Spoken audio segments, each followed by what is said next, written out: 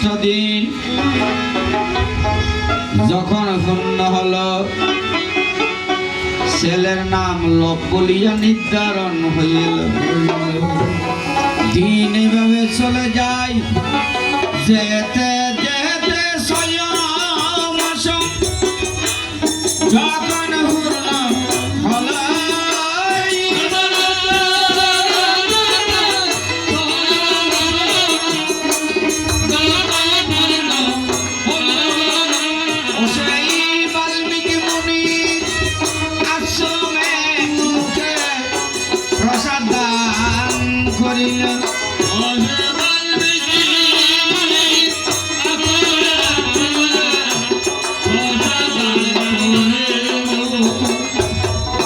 মহামুনি বাল্মীকি মুনির আশ্রমে সন্তানের বদনে যখন প্রসাদ দান করে, যেতে যেতে যখন ক্রমান্বয়ে 1 বছর পূর্ণ হয়, শিশু আদু আদু মামা ডাকে,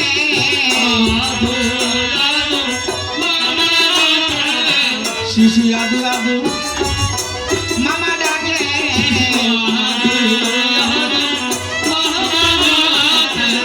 অবাকের মনে আনন্দ বাড়ে, শিশু আদু আদু মামা ডাকে,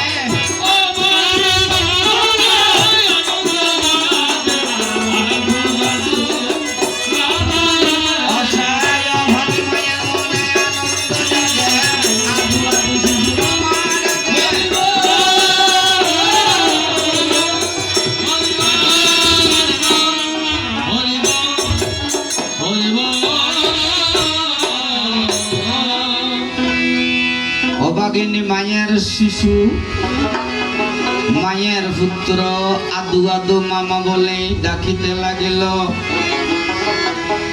দিন চলে যায়, 1 বছর পূর্ণ হয়, মা জননী গঙ্গা স্নানে গমন হয়।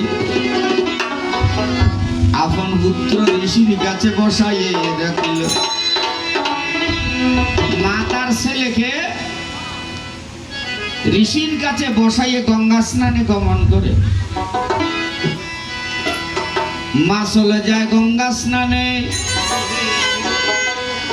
শিশু দাদু দাদু ডাকে আপন মনে, যখন সারা নাহি দিল,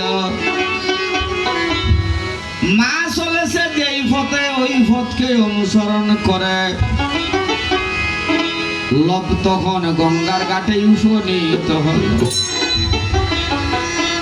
মা গঙ্গা স্নান করে সূর্য প্রণাম করবে,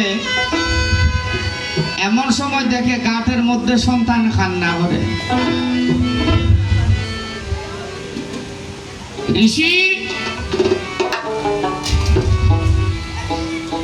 আমি আজকে আপনার সাধনা পরীক্ষা করব। গঙ্গাতে উঠে ছেলেকে আঁচলের মধ্যে লুকাইয়ে আশ্রমের পথে যাত্রা করে। মহামুনি বাল্মীকি মুনি ধ্যান শেষ করে লবকে না দেখে আবার ধ্যানে বসেছে। দেখে মা তার ছেলেকে লুকাইয়ে আশ্রমের পথে আসে। বলে, মা, এই জগৎ সংসারে যার গুরু ধরা সঠিক, তার সাধন বদন সব সঠিক। আর যার গুরু ধরার মধ্যে ব্যতিক্রম হবে, মা, সারা জন্ম ডেকে কোনো লাভ হবে না। কারণ শাস্ত্রে বলেছে, এক নিত্যং বিমলম চলং সর্বদা সাক্ষী ভূতম বাবাতীতং ত্রিগুণ রহিতং সদ্গুরুতং মানামি। গুরু সামান্য নয়, গুরু হচ্ছে 3 গুণের অতীত। ওরে গুরু কি বাহি কে বলো, গুরু কি বাহি কে বলো, গুরু কি বাহি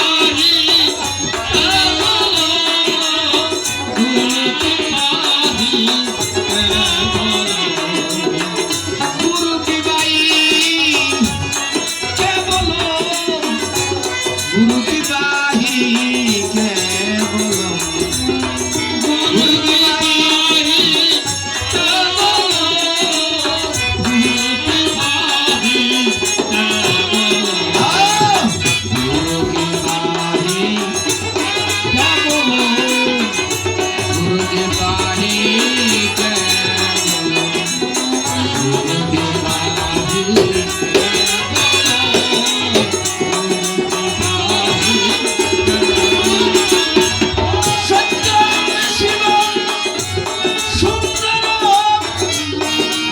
বাহি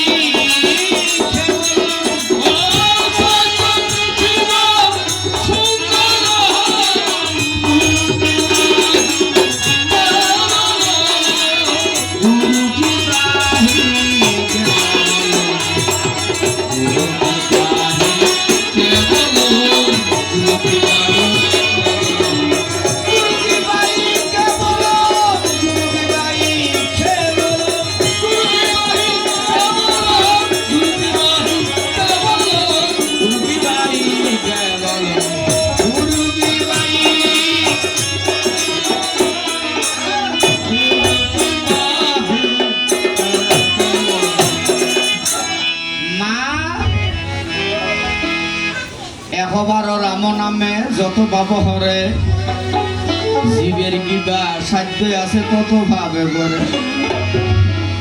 গুরুর কৃপা বলে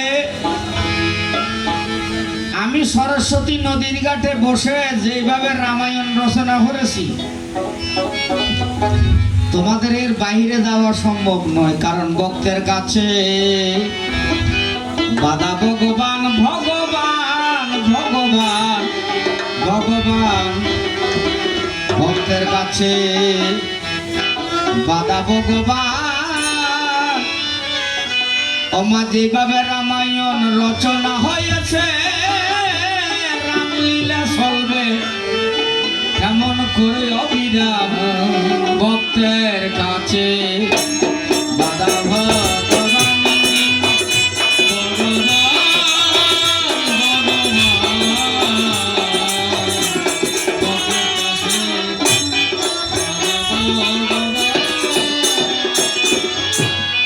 আর এক পুত্র ফিরিয়ে দেব ব্রহ্মবিন্দু মোর আশ্রমে রইল। আর এক পুত্র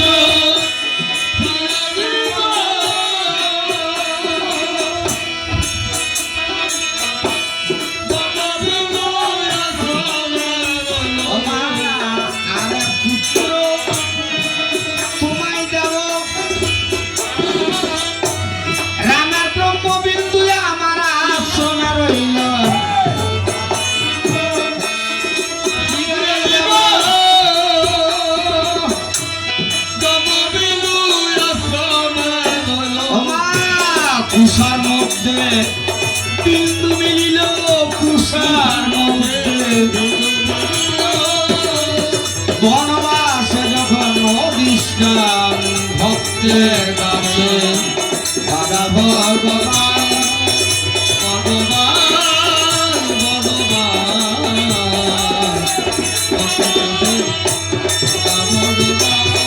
অসে ভক্ত যারা শুনে তারা গোবিন্দের মোহনবাসীর গান ভক্ত যারা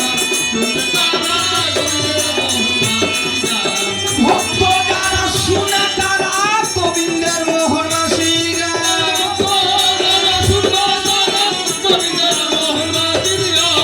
ভক্ত যারা